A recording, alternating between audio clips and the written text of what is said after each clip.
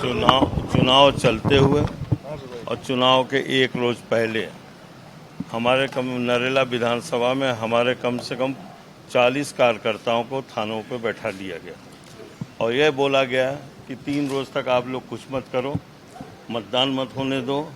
और एक वर्ग के ज़्यादा लोगों को बैठाया गया, एक वर्ग विशेष को बैठा लिया गया और लगातार उनको धमकी दी गई।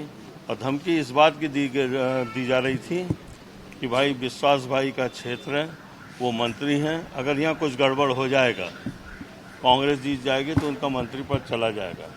ये बात कौन कर रहा था? एसीपी सुनील श्रीवास्तव, जो उनके रिश्तेदार भी हैं, और वहाँ आतंक मचा के रख दिया। अब नई टैक्टिस जो शुरू हुई है 107-16 में, जिन लोगों ने निरीह लोगों ने अपनी जमानतें कराई और जो बेल आउट हुए 107-16 से, और फिर 122 के उन्हीं लोगों को 25 लोगों को नोटिस जारी कर दिए गए। पुलिस परेशान करने की नीयत बना ली है पुलिस ने, और पूरा नरेला विधानसभा क्षेत्र में एक आतंक का वातावरण व्याप्त है।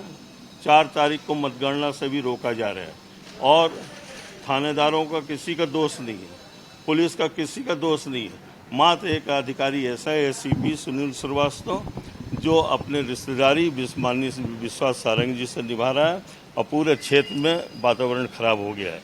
इसको लेते हुए हम लोग आज इलेक्शन कमीशन का मुख्य निर्वाचन राजन साहब को, अनुपम राजन साहब को हमने ज्ञापन दिया है। हमारी मांग है कि उस अधिकारी को अगल बगल हमें बस नरेला विधानसभा क्षेत्र की परिसीमा से बाहर कर दिया जाए, जिससे एक आतंक और भय का वातावरण समाप्त हो सके। शिकायत भी की थी इलेक्शन के पहले, उस पर कोई कार्रवाई नहीं हुई थी क्या? नहीं, ये 6 तारीख की बात है।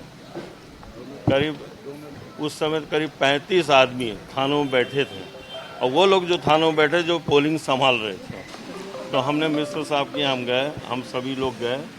हमने ये बोला था कि अगर नहीं छोड़ा गया आज तो मैं पूरी मीडिया को बुलाऊंगा और नीचे ही हड़ताल पे बैठूंगा।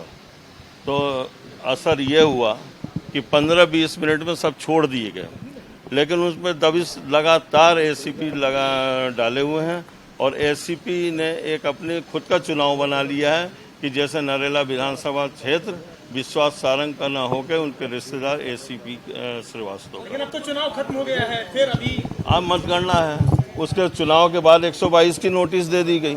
107-16 में जो आदमी बेल वगैरह नहीं भरता, जो उपस्थित नहीं होता, उस पर 122 की नोटिस दी जाती है। ये क्या है कि जिन्होंने बेल आउट हुए हैं, अपने बॉन्ड भरे हैं, फिर उनके खिलाफ 122 की नोटिस का कारण क्या है?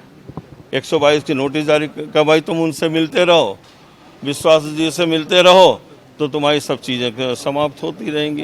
एक प्राइवेट लिमिटेड एसीपी ने अपने थानों को प्राइवेट लिमिटेड रूप में कन्वर्ट किया है, उसके खिलाफ हम लोगों ने दिया है। अभी अधिसूचना लागू है चुनाव की, 4 जून तक अधिसूचना लागू रहेगी। रिजल्ट ये अभी जो कहा ना आपने कि चुनाव खत्म हो गया, कार्रवाई क्यों की जा रही है? वो कार्रवाई इसलिए की जा रही है कि ये लोग इम्पोर्टेंट हैं, ये काउंटिंग में भी अपना वो रखते हैं, पूरा तजुर्बा है उनको, तो ये काउंटिंग में ना पहुंचे इस धौस झपट से, और इस काउंटिंग को भी में भी दबाव बनाया जाए, ये किया जा रहा है। लेकिन हमने मांग की है राजन साहब से कि ऐसे अधिकारी को खिलाफ एक्शन होना चाहिए जिसने चुने हुए जो पार्षद थे उनको, जनप्रतिनिधियों को वोट नहीं डालने दिया, शाम को 6 बजे तक बिठाए रखा, तो इन पर कार्रवाई होना चाहिए, सख्त कार्रवाई होनी चाहिए।